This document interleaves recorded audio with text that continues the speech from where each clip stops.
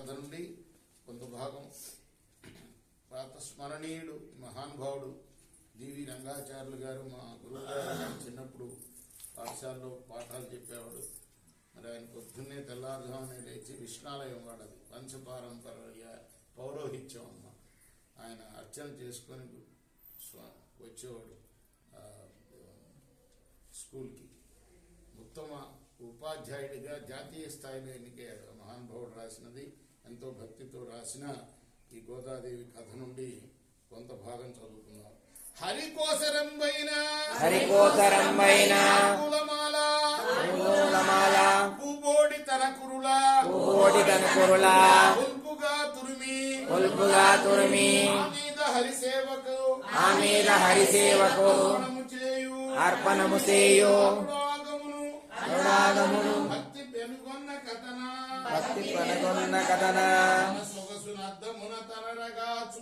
తన సొగసునద్దమున తనరుగా చూసి పులకాంగురమును పొందునాయింది.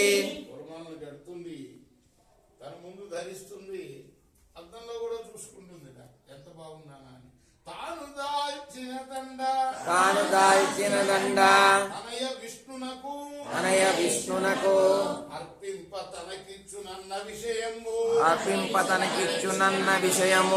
సుంతైన ఎరుగక శుద్ధవర్తనుడు హరికి తానర్పించు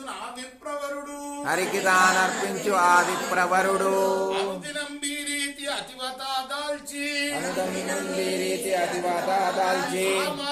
హరికి నర్పణము చేయు ఒక్కనాడా తండు ఒప్పైన మాల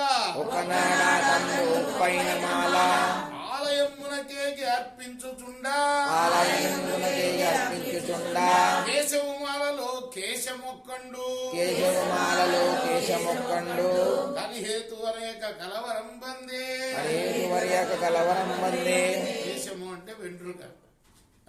ఆ కేశవుడికి అర్పించిన మాలలో వెంట్రుక కనపడింది ఆయనకి. పూజ చేయక తండు